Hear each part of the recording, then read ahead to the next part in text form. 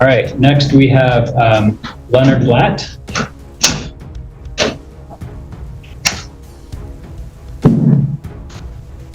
Morning, Mr. Blatt. Morning, pleasure to be here. Mr. Blatt, you filed various motions to dismiss the driving suspended license third degree against you. I've read all of it. Again, we are getting kind of late in the morning here. Is there anything you'd like to say that is different from what, or that you'd like to highlight from the motions that you filed? Well, first, may I ask the court to identify yourself and the prosecutor? Certainly. I'm Court Commissioner Jacob Stillwell. And prosecutor today is Ford Libby, Rule 9, supervised by Rosemary Fitzgerald. Yes. When the officer stopped me, he asked me for paperwork and simply accused me of a paperwork violation. He asked for three things: license, proof of insurance, and registration. Anyone who's engaged in a potentially hazardous activity like operating a motor vehicle has to have his paperwork in order, especially insurance, because he can cause damage with his car. Excuse me. Same thing is true with yourself, because being a judge is a potentially hazardous occupation because it involves violence. No one can be put in a jail cell without unwanted touching, and a lot of damage can come to people if a judge does something wrong. And as a person who has been through a family court and witnessed how unprofessional and out of control the judiciary is here in Washington, and I think you know that the reputation of the legal system in Washington is very bad. I mean, even at one point, the federal government had to come in and supervise and babysit the police because they weren't being controlled. So I'm going to just try to frame what I'm looking for. Because again, I did read what you briefed, and so maybe it would be helpful if I outline my thinking here. I'll give you a chance to respond. I'll give the chance for the city of Tumwater as well to weigh in here. But let me just kind of start where I'm at. The courtroom opens a routine case, but the tone quickly shifts as Leonard Black steps forward, calm yet deliberate. What begins as a standard hearing over suspended license soon transforms into something far more complex. Instead of focusing solely on the charge, Black challenges the very structure of authority in the room. His questions are not about guilt or innocence, but about legitimacy. As the commissioner introduces himself and the prosecutor, an unexpected tension builds, signaling this will not be an ordinary proceeding. That sounds good. Sure. Okay. All right, because I know a lot of your arguments are sort of based on sort of overall authority to enforce these laws against you. So I'll sort of start there. The revised Code of Washington, which is the state legal code that is applicable here to criminal offenses related to driver's license. It provides that RCW 4620-342 that it's unlawful for anyone to drive a motor vehicle in the state while the person has a suspended or revoked driver's license. The allegations against you is that you were driving a motor vehicle on a public road with a suspended driver's license. Now, those are still allegations against you. That hasn't been proven. But the city of Tumwater is within its authority to pursue that prosecution because you were allegedly driving a car with a suspended license. And so I know you've raised a number of concerns around that. One of them being, right to travel. You have the right to travel. You don't have a right in any particular mode of travel. So driving a car does trigger certain legal requirements. Excuse me. I've been in this court already, I think this is the 5th time, and each time I've heard the judge make the arguments that the prosecutor is supposed to make. In other words, the judge has been prosecuting. May I get back on track, because I was making a point. I was heading toward a point when you asked to interject. Sure. Okay, so we need to take care of some preliminary matters first. Just as I had to produce paperwork when an officer saw me what he believed to be engaged in privileged activity, you need your paperwork in order too, and I just need to verify that your paperwork is in order. I am eager to argue my motions, and I'm eager to hear the prosecutor's response, but first we need to know if you have your license to operate, which is your oath of office. That's analogous to a driver's license. It's because nobody has a right to be a judge, it's a privilege. And also your bond, your official bond through a surety company is analogous to insurance for a driver. Because if I'm injured in the course of these proceedings, I need to know that I can be compensated. So you are welcome to file a public records request asking for any documentation around my authority as the court commissioner or anyone else in the. Right, and I couldn't do that because I didn't know who would appear today as a judge. I mean, I asked before and I couldn't get a clear answer. Also, your bond is supposed to be filed with the county clerk, and Black redirects the narrative, arguing that authority must be proven, not assumed. He compares his own obligation to provide documents during a traffic stop with what he believes is the court's obligation to prove its legal standing. The commissioner attempts to steer the discussion back to the charge, citing state law and illegality of driving with a suspended license. But Black resists, insisting that jurisdiction must be established first. The exchange grows sharper, revealing a clash between procedural law and personal interpretation of constitutional accountability. with your permission, I mean, I want to make it easy for you. Don't want to make you produce it for me. I could go around the corner to the same building here and verify that your bond is filed with sufficient sureties. So we're not going to do that today for relevancy purposes here, because what's relevant here is not anything related to me. It's related to allegations against you driving. It absolutely is relevant to you because it's all about whether you have jurisdiction, and you don't have jurisdiction without your oath of office timely filed and a bond with sufficient sureties. And I have a pocket brief here that I'll give you the court and a copy to the prosecutor to show you. I'm going to stop you again, and I don't mean to interrupt here, but you have the opportunity to look at those documents. If you're able to find documents in any way, indicating that we don't have the proper authority here to operate as a court in this case, you're welcome to get those documents and present them.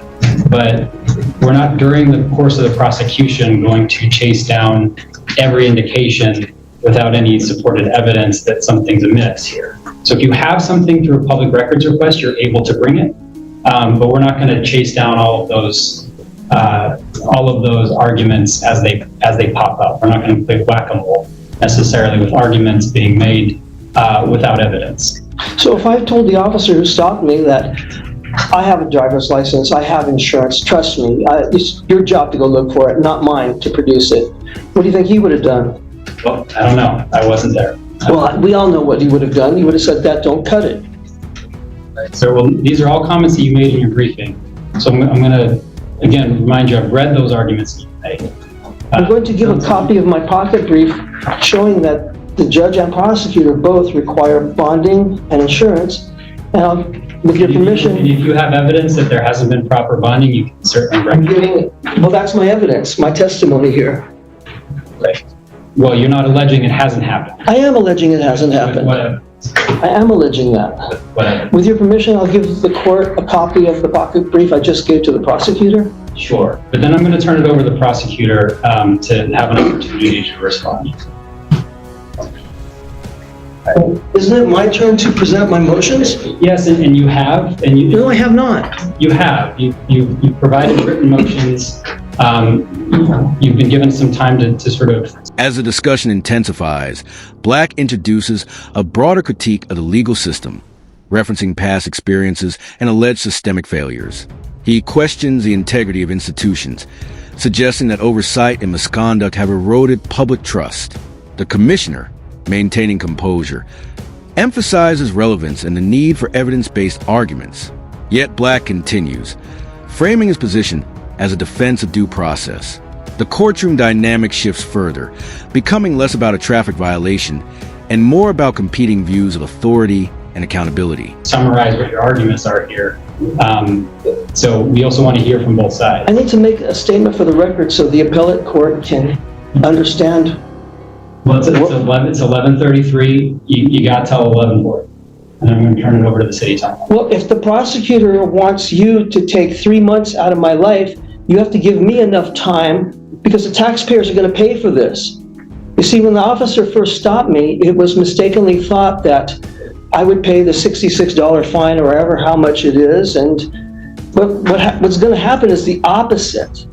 The plaintiff is going to house me, clothe me, feed me, take care of all my needs, medical needs and everything, and I'll get to watch television. I love to watch television, and I love to kick back and relax.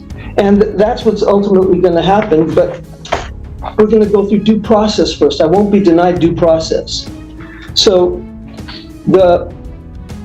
every district judge, this is RCW 3.34.080, every district judge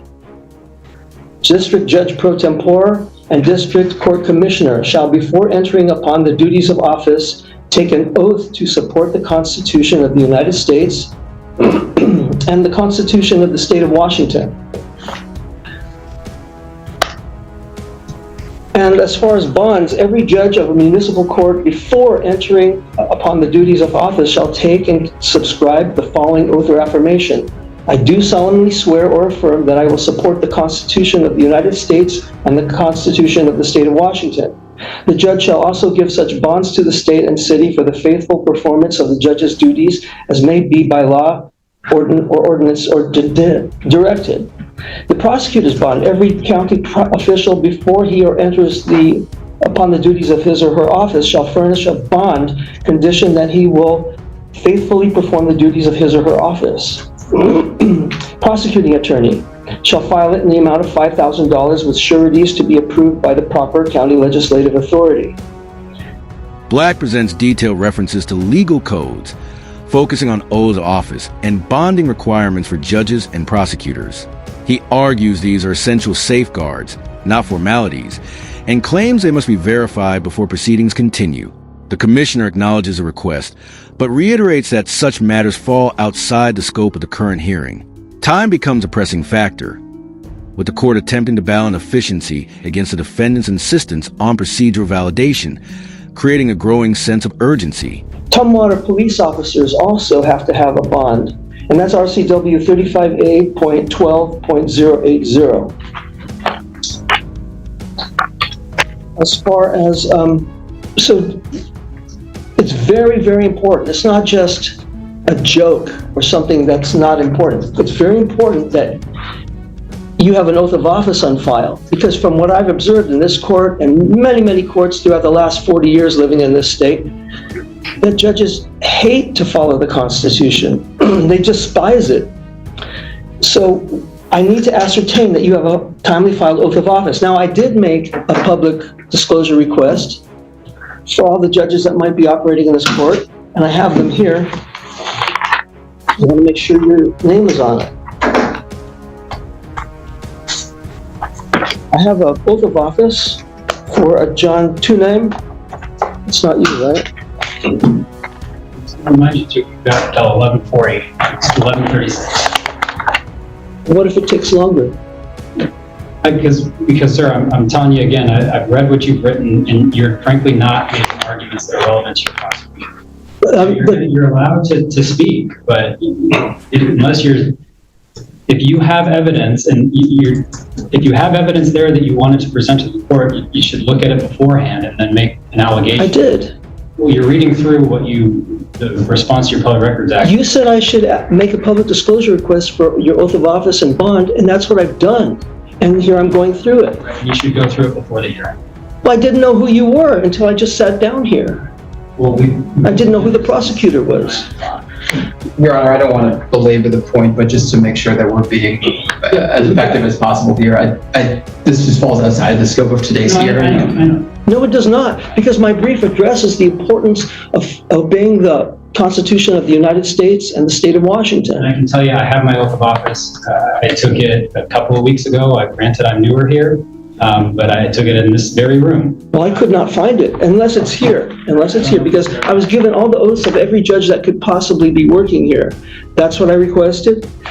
I also have an oath of office for, it's John Tunham again. He gave me a few.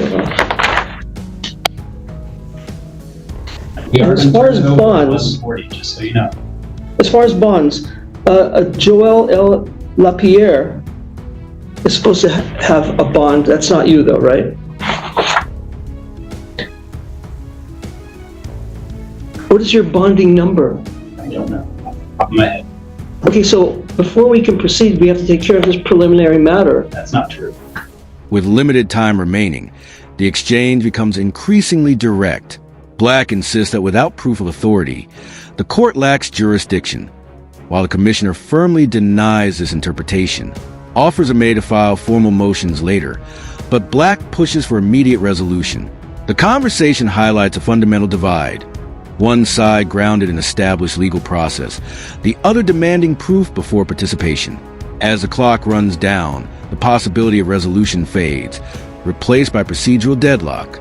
Well, You are welcome to bring evidence that I'm not a correct judicial officer for this, but again, we're not going to play whack-a-mole. you're supposed to prove it to me, That's just not like I was the case. supposed to prove it to the officer that stopped me, that my paperwork was in order before engaging in a privileged activity. I certainly believe that, but that's not the law. You don't, can you cite the law then? No, you're asking me to cite a law that doesn't exist. A judicial officer does not need to present their bonding number to every defendant. But you need to have a bonding number, and we've determined that you don't.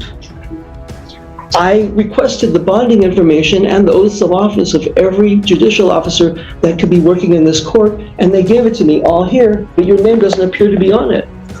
Well, That's prima Is there- facie evidence that you don't have an oath of office or bond. okay, well then you can file a motion on that specific question if you'd like, but you've got 2 more minutes for this morning. Okay, I'd like to file that motion right now. You don't have it. You got to go file a motion. I can make a verbal motion, I can make it orally. Do you want me to find the RCW, the statute that allows me to make it orally? Sure, and then you can go and you'd have to, well, I can't give you legal advice, but You gave me a lot of legal advice I'm today. explaining what the law is. The prosecutor said nary a word. You got one more, well, because we've been giving you a chance to speak, and you've got 1 more minute before we're turning it over to us. Well, I have to determine whether we have jurisdiction here. No, that's not up to you. Well, it's up to you, but you're not making a decision on it. Because we do have jurisdiction. I'm telling you, I have an oath of office. But that's not enough. Me telling the police officer I have a driver's license is not enough. The allegations that you did not have a valid license. Yeah, a surgeon telling his licensing authority, I have a license, without proving it is not enough. We have prima facie evidence here that you don't have an oath of office or bonding. And the Constitution, you say you have an oath of office? Well, that means you swore to uphold the Constitution. And the Constitution requires you to have a... In the final moments, the situation reaches its peak. Black declares he will not participate in what he views as an unlawful hearing and prepares to leave. The commissioner denies his motion, but leaves the door open for future filings. A request for recusal is raised, adding another layer of complexity. As the hearing concludes, no verdict is reached, only a continuation of conflict. What remains is a striking example of how legal proceedings can shift when authority itself becomes a central question.